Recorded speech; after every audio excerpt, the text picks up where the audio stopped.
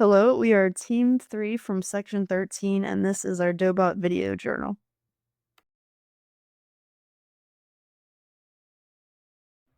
In Lab 1, we were introduced to the Dobots and learned how to use basic movements, change the end effectors, use the conveyor belt, use I/O communication and branch logic.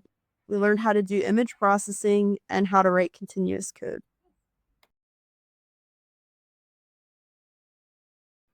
In this first video, we used I/O communication to tell the Dobot to pick up the block once it was in the sensor's path on the conveyor belt.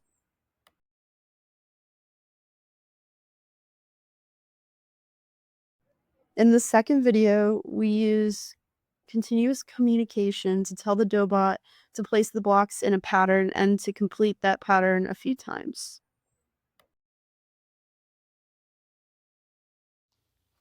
After learning the basic Dobot skills in Lab 1, Lab 2 focused on more complex ideas, such as using the camera for image acquisition and image processing, and calibration using the pen end effector. These two ideas were combined to complete tasks using vision-guided robotics. These tasks can be seen in the following video clips. In this video, our team is using the camera and the Dobot software to locate objects in the workspace and identify their centroid and their distance apart from one another in space. The camera then takes an image of the objects and uses it as a reference for future tasks.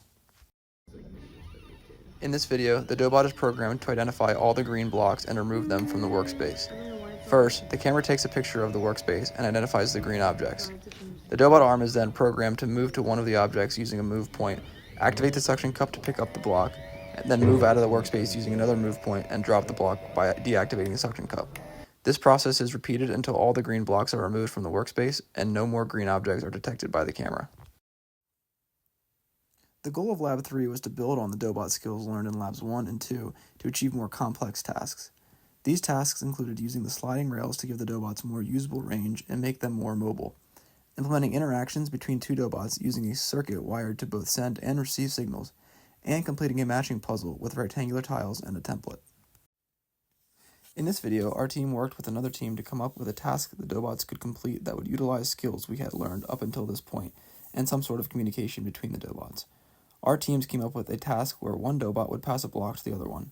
This was achieved by programming the first Dobot to pick up a block on its side of the table using a move point and the suction cup end effector, and then move down the rails to place the block in a neutral zone reachable by both Dobots.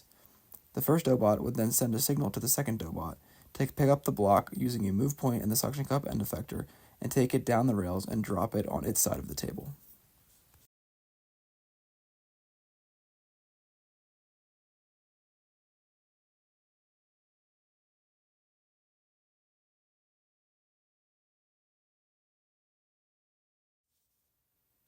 In this video, our team programmed the Dobot to pick up tiles located in the workspace that were in random orientations and then place them in a template in the correct orientation. This was achieved by using both the camera and the suction cup end effector. The camera took a picture of the tiles in the workspace, identified where they were and at what angle they were rotated with respect to the template. Then, the Dobot moved to the location of the first tile and used the suction cup and the image to pick it up and place it with the correct orientation in the template. This was repeated until all tiles in the workspace were placed correctly in the template.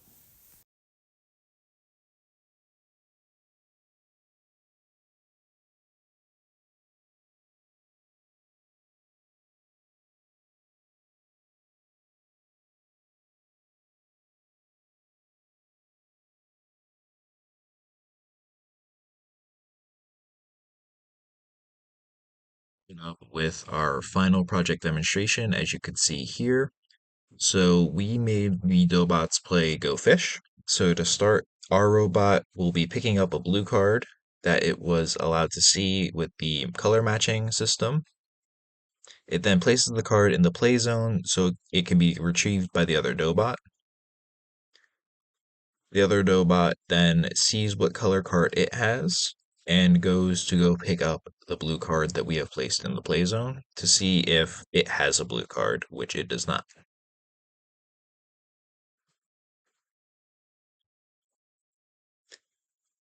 It is then checking to see if the cards in its hand are a match, which it isn't, and is going to return the blue card to us to see if, so we can then draw. So we are now picking up the blue card, and we'll then draw a card from the top of the pile since the other Dobot did not have a blue card.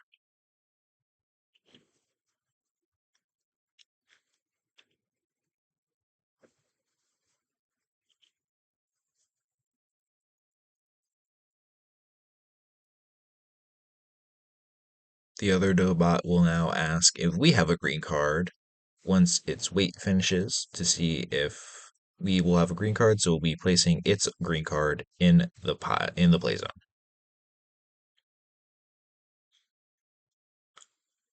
Our robot will then retrieve the green card it was asked for, and it will see that it indeed has a green card and will be giving both cards back to the other Dobot.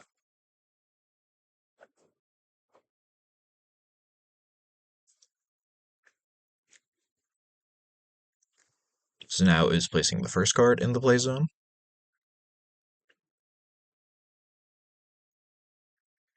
and placing the second card in the play zone now.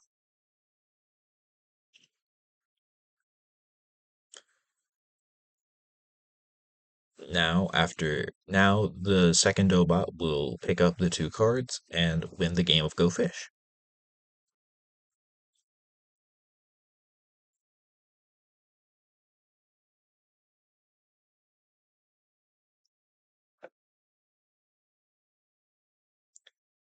It is now going to move out of the way to see if it has a match, which it does.